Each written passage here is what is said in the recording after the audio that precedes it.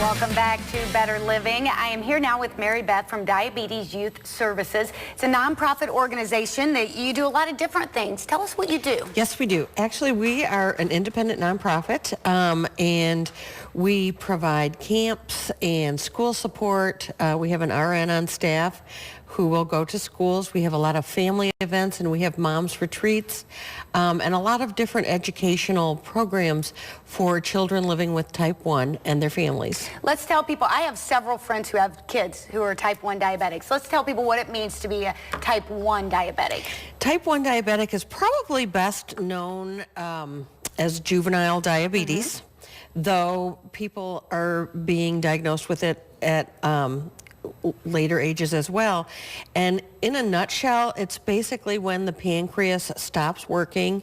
And so if you have type 1 diabetes, you are insulin dependent the rest of your life. And that can come in the form of, or at least back when I was in college and my roommate was, it came in the form of shots then. A lot of times now people are wearing pumps, correct? They are. So it's kind of a matter of preference.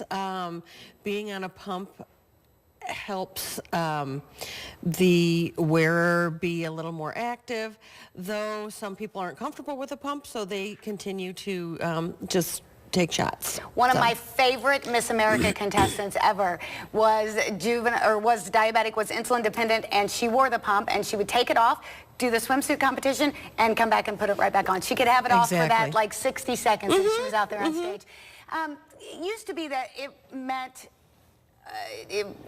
you were really, I don't want to use the word upset, but you know, a juvenile diabetes or a type 1 diabetes diagnosis was devastating. But there's been a lot of research. People are maintaining the disease, able to handle it a lot better now, aren't they? Yes, they are. And it's still a devastating diagnosis. But there are so many different educational processes out there, and learning to, our goal is to teach children that they, and not their diabetes, are in control of their lives.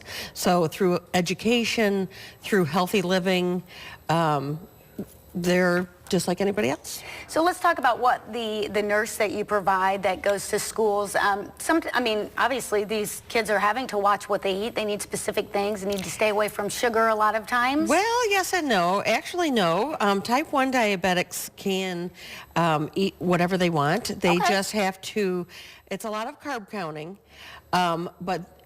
we obviously promote eating healthy, but they can use their insulin, so they can go to a birthday party and have a piece of cake. And that's a misconception, because the people I knew back in college, I remember my roommate, she couldn't. I mean, there were things, you know, so obviously the research has come a long way. Right. Let's talk about what all you guys do. You have the nurse. You also have camps for kids with diabetes. Tell us about those camps. Well, we have our Big Shots camp, which is for children ages 10 through 15, and that's a residential camp. And we have that at Recreation Unlimited in Ashley, Ohio, which is about a half an hour north of Columbus. Okay. So they go on Sunday, and they get picked up on Friday.